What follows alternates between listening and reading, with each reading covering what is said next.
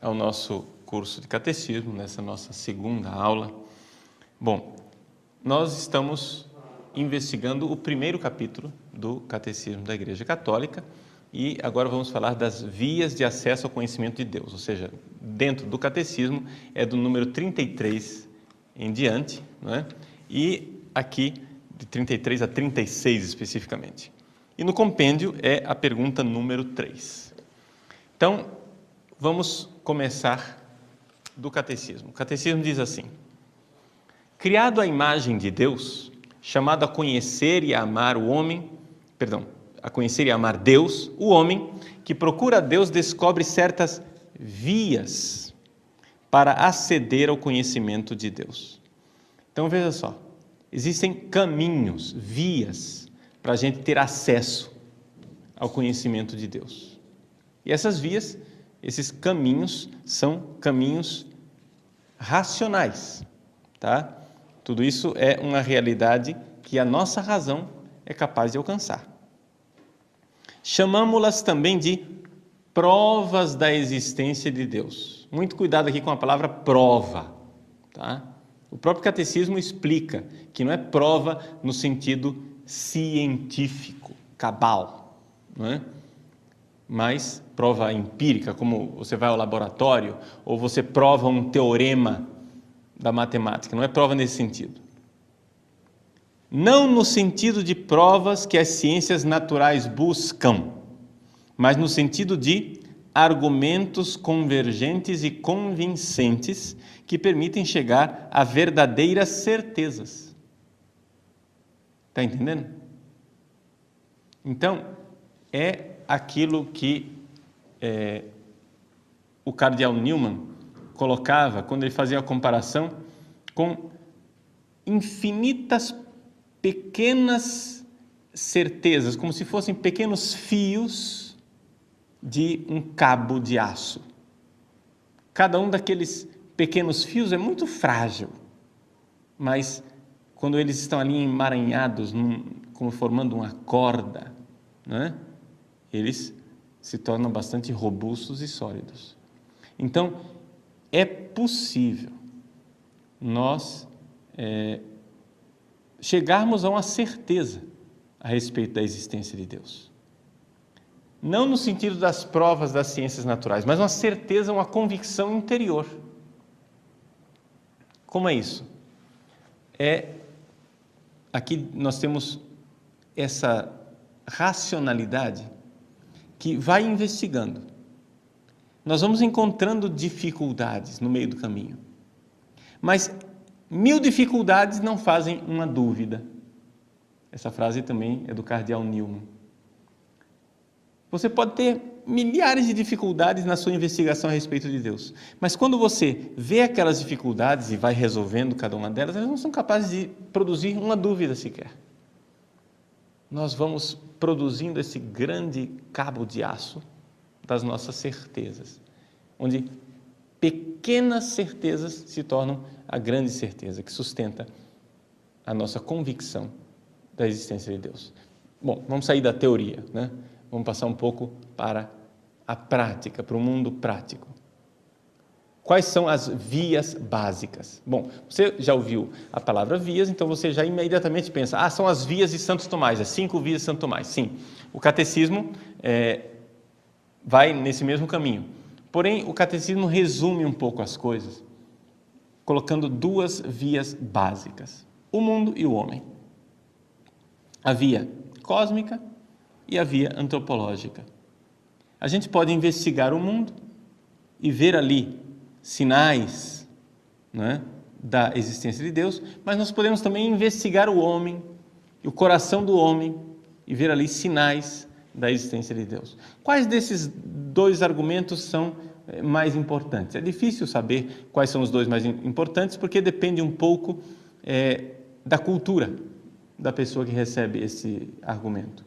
Ou seja, durante a Idade Média, né, as provas cosmológicas, ou seja, que partiam do mundo, eram muito mais convincentes. Por quê? Porque a mentalidade do homem na Idade Média era uma mentalidade mais voltada para a investigação dos objetos lá fora, do mundo, do cosmos. Só que aconteceu que, com o tempo moderno, com Descartes, a partir do século XVII, nós ficamos cheios de dúvidas a respeito do mundo lá fora. Por quê? Porque, enquanto a filosofia antiga, ela era feita ela partia de um maravilhamento, ou seja, o homem abria os olhos e via o mundo ao seu redor e ficava entusiasmado, embasbacado com aquilo. A filosofia moderna, não. A filosofia moderna, ela começou a duvidar. Ela não parte do maravilhamento, ela parte da dúvida. Né? Descartes começa a duvidar, será que eu existo? Bom, eu estou aqui pensando se eu existo. Estou duvidando se eu existo. Ora, a dúvida é um pensamento. Mas aquilo que pensa existe. Então, eu penso, logo eu existo. Esse é o caminho de Descartes.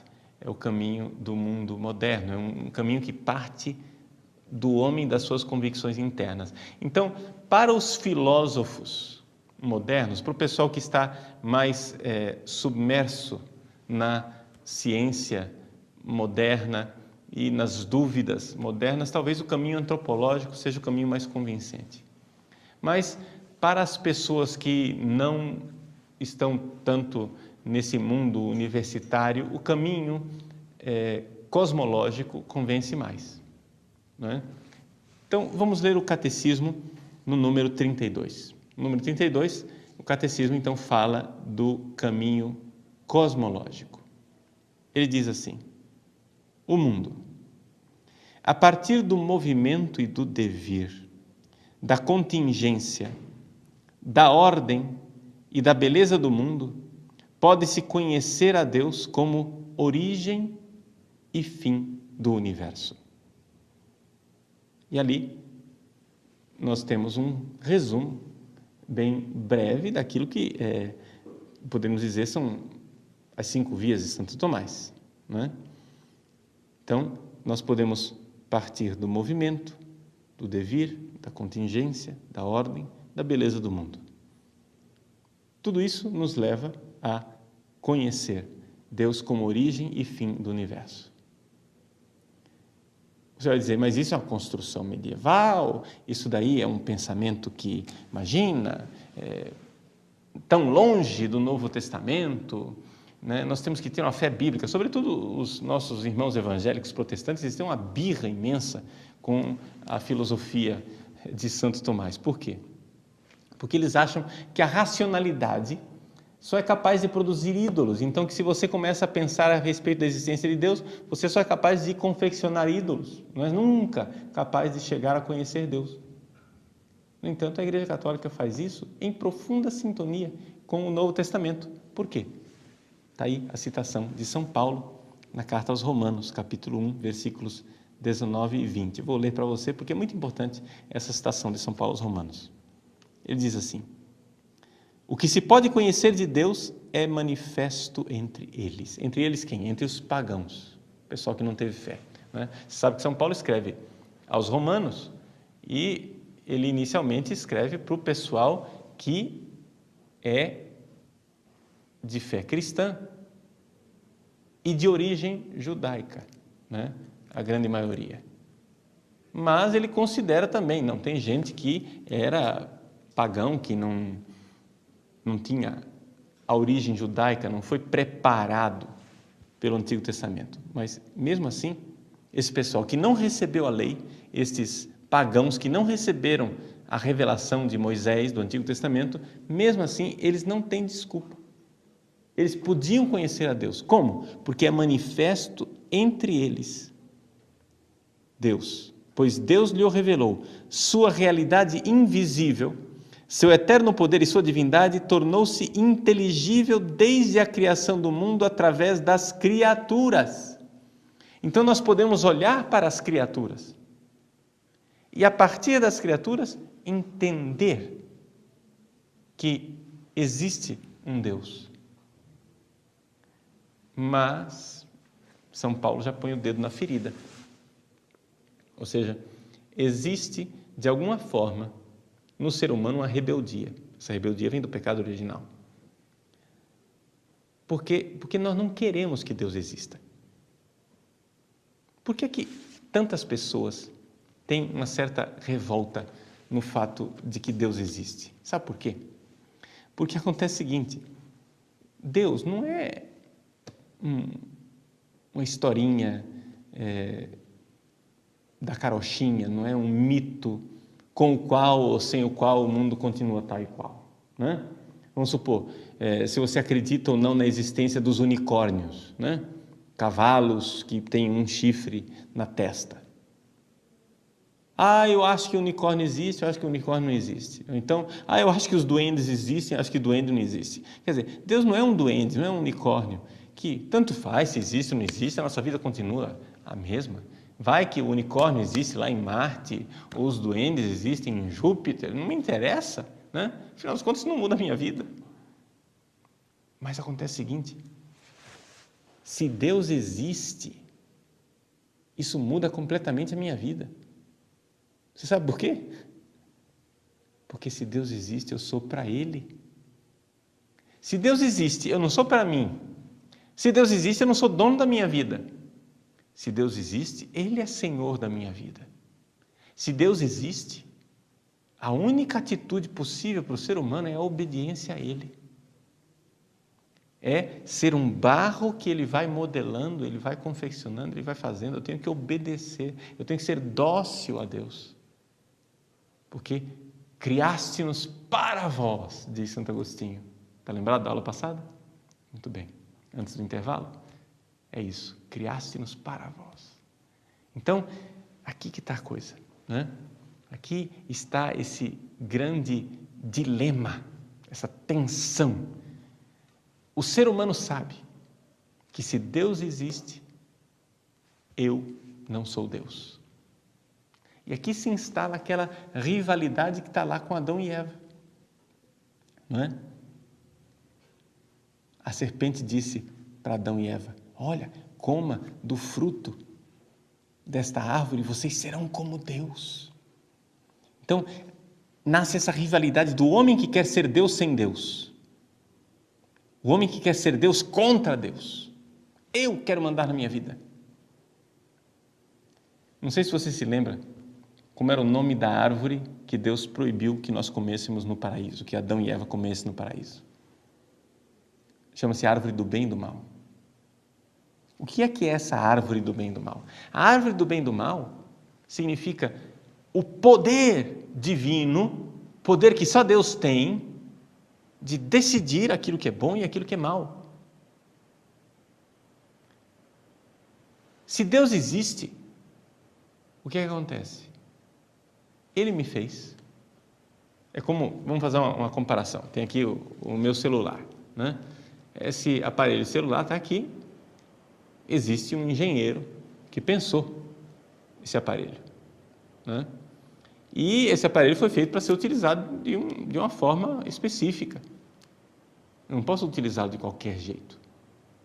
Existem regras, não é? Se eu quiser usar esse celular debaixo d'água, não vai funcionar. Ele vai estragar. Então eu preciso obedecer o projeto do engenheiro. Assim também é o ser humano. Se Deus existe, então Ele me fez e eu tenho um projeto que eu preciso obedecer. Tem algumas coisas que se eu fizer vai me realizar, e isso chama-se bem. E tem outras coisas que se eu fizer vão me destruir, isso chama-se mal. Ou seja, o bem e o mal, quem decide é o Criador, é o projetista, é o engenheiro. É aquele que me fez. Mas se não existe Deus e eu me faço, eu posso ser uma metamorfose ambulante, diz o Raul Seixas, né? Eu posso ser quem eu quiser. Eu sou um homem para além do bem e do mal, diz Nietzsche, filósofo ateu. Está entendendo? Então eu posso mandar na minha vida.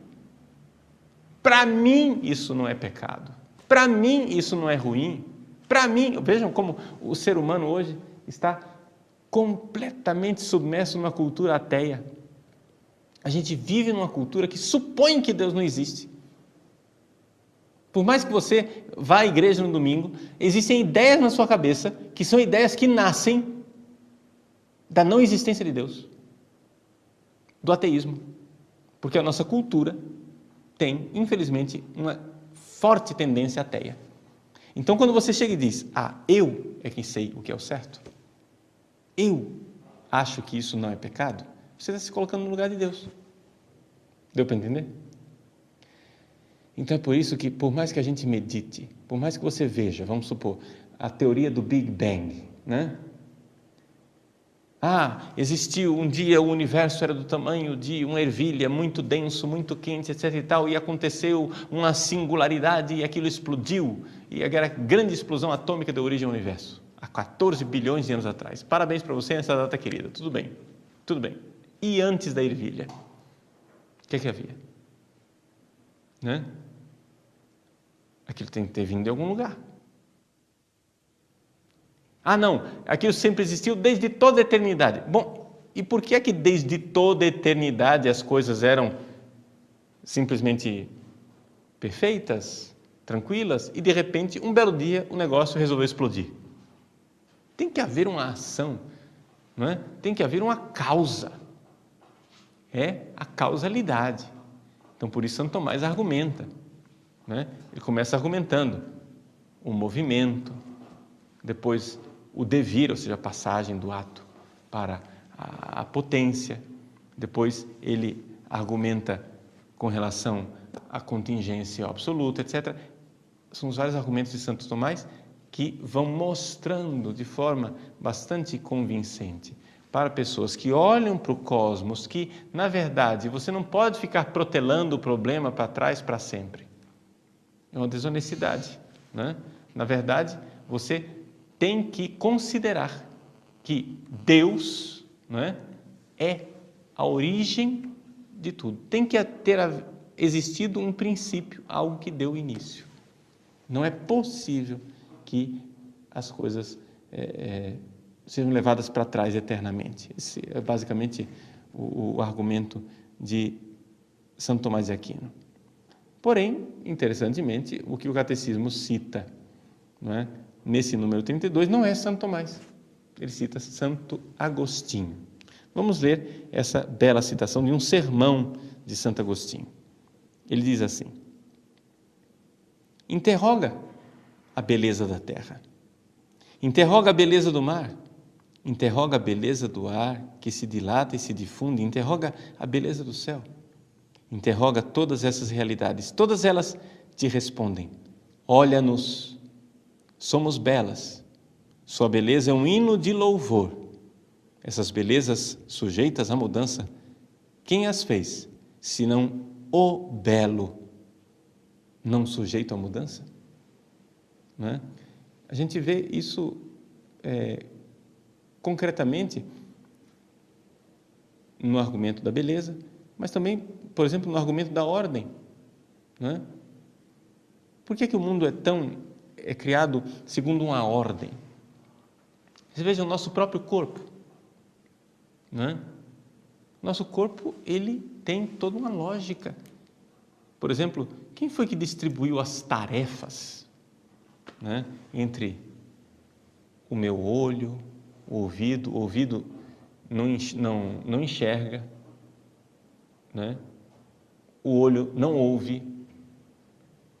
Você olha para o tubo digestivo, por exemplo, onde os aminoácidos começam a ser digeridos na boca, depois as proteínas no estômago, as gorduras vão no fígado, os açúcares com o pâncreas e assim por diante. Essa divisão de tarefas perfeita, inteligente, quem foi que fez? O acaso não gera essa ordem. O acaso só gera confusão. Um macaco sentado na frente de uma máquina de escrever durante 14 bilhões de anos não compõe os Lusíadas de Camões. Ele compõe desordem. Né? Ele não compõe uma belíssima poesia. Ele compõe desordem. Então, aqui é que está a realidade desses argumentos cosmológicos. O Catecismo não para por aí. No número 33, ele fala do homem. E qual é o argumento que nós encontramos no homem? Bom, aqui nós vemos Deus como algo necessário para a própria alma humana. Vamos ler o texto do Catecismo concretamente. Ele diz assim: com sua abertura à verdade e à beleza, com seu senso de bem moral, com sua liberdade e a voz de sua consciência, com sua aspiração ao infinito e à felicidade, o homem se interroga sobre a existência de Deus. Mediante tudo isso, percebe sinais de sua alma espiritual, como semente de eternidade que leva dentro de si, irredutível à só matéria. Uma citação da Gaudium et Spes. Sua alma não pode ter origem senão em Deus. Número 34. O mundo e o homem atestam que não têm em si mesmos nem seu princípio primeiro, nem o seu fim último, mas que participam do ser em si, que é sem origem e sem fim. E assim, por essas diversas vias, o homem pode aceder ao conhecimento da existência de uma realidade que é a causa primeira e o fim último de tudo, a que todos chamamos Deus. Quod omnes dicunt Deum, a frase de Santo Tomás de Aquino. O mundo e o homem são capazes de nos levar para Deus. Vamos parar um pouquinho naquele número 33. Como é que o homem pode nos levar para Deus? Veja, primeira coisa, nós vemos em nós, na nossa alma, nós temos uma sede de sentido. Nós precisamos de um sentido para a nossa vida. Nós ficamos insatisfeitos se as coisas não têm sentido.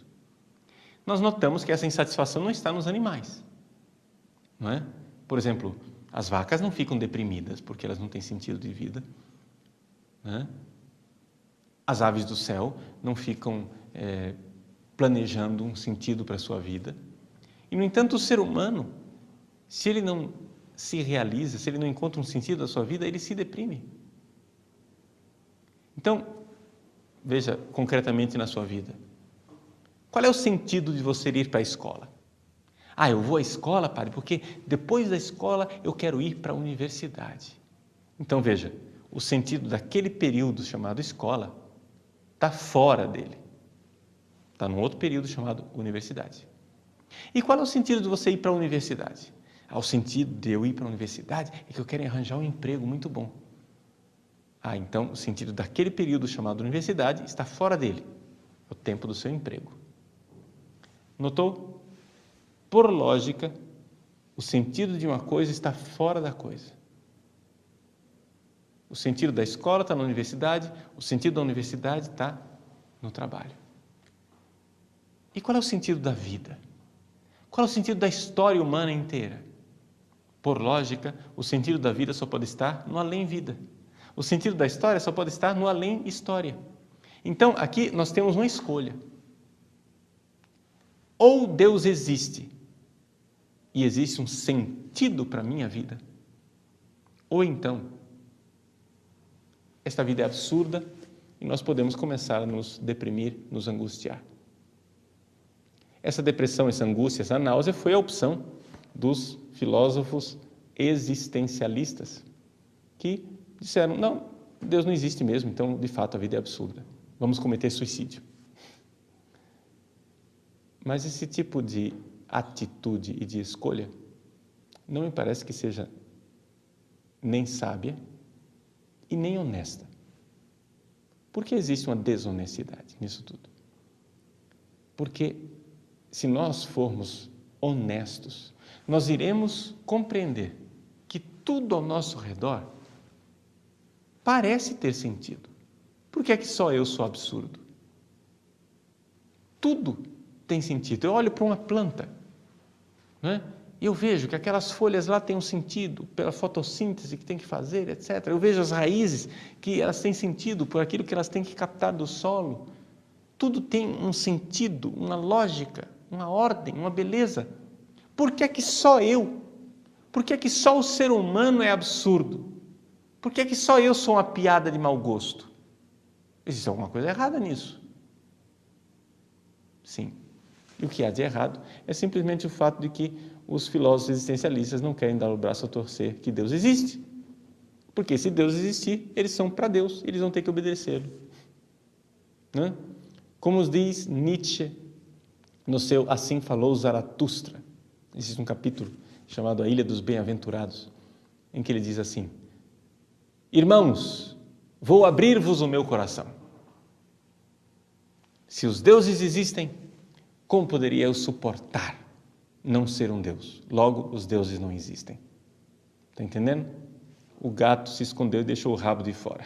Ou seja, Nietzsche está mostrando ali claramente que não é que ele chegou à não existência de Deus através de um processo honesto de busca científica, mas é que ele precisa concluir que Deus não existe, porque aquilo é insuportável para ele, porque a existência de Deus é insuportável para ele. E é essa a grande realidade da maior parte dos filósofos ateus. Existe uma profunda desonestidade nisso tudo.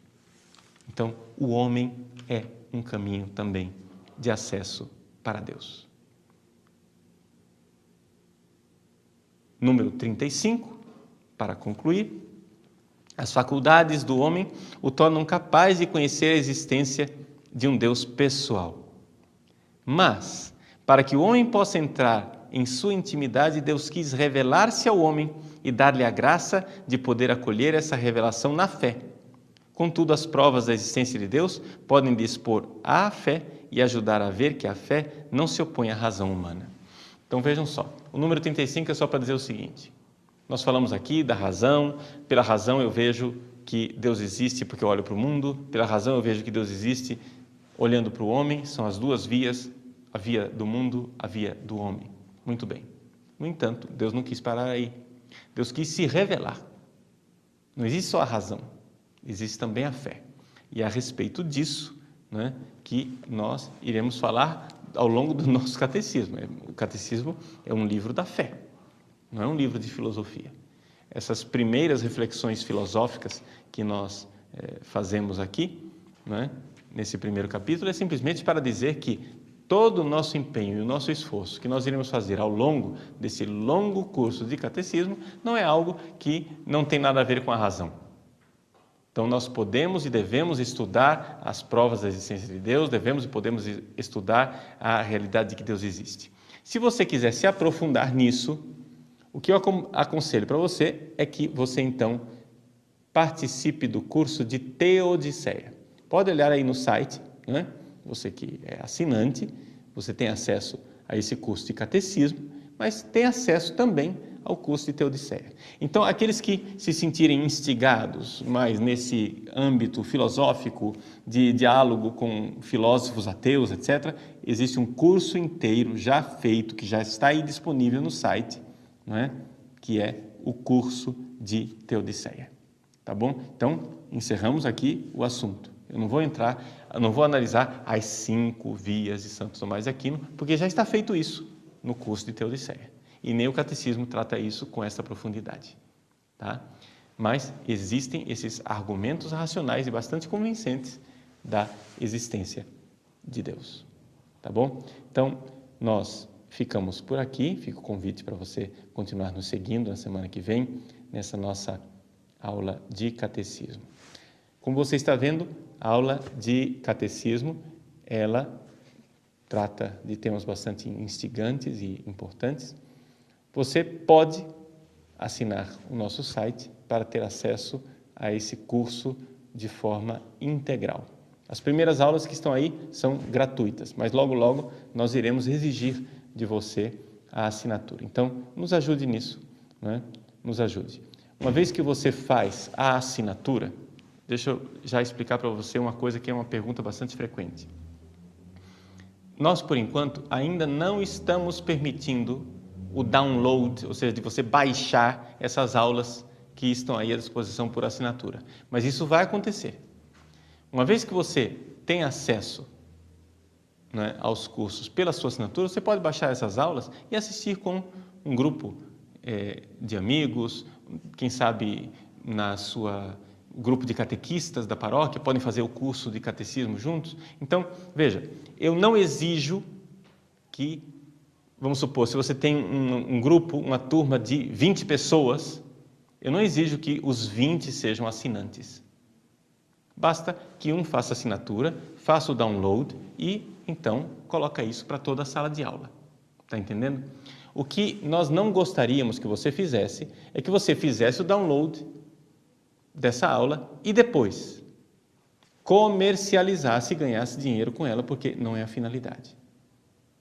E segunda coisa, nós não gostaríamos também que você colocasse esse conteúdo que é pago para os assinantes à disposição na internet. Então, não sei se está dando para entender. Né? Vamos supor que você é um seminarista, você já tem, lá você recebeu a doação no seu seminário, você tem a bolsa de estudos para ter acesso ao site. Muito bem, você faz o download e repassa para os seus colegas. Está entendendo? Não tem problema nenhum. Ou seja, a palavra de Deus não está amarrada.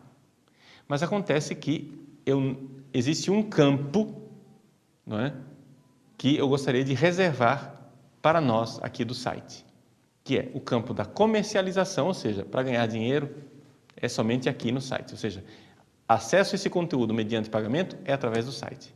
E segunda coisa, acesso pela internet. Por favor, eu peço encarecidamente que não coloquem em nenhum site esse conteúdo que é pago. Conteúdo gratuito, meu irmãozinho, faça o que quiser com ele, né? Mas o conteúdo pago, não. O conteúdo pago é só mediante a assinatura.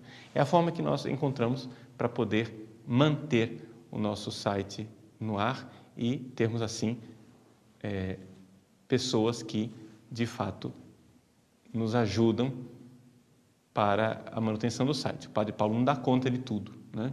Existe uma equipe que mantém um diálogo com você, que de alguma forma está também assessorando você nessa experiência do site padrepauloricardo.org. Nós voltamos semana que vem, que então vamos encerrar com a bênção de Deus. O Senhor esteja convosco, Ele está no meio de nós. Deus de infinita misericórdia e bondade, abençoai esses vossos filhos e filhas e concedei-lhes, Senhor, a vossa graça e a vossa paz. Que eles cresçam no conhecimento da vossa verdade e na fidelidade da vossa Santa Igreja. Maria, Mãe Santíssima, Senhora nossa, intercedei por nós e cobri-nos com vosso manto de amor.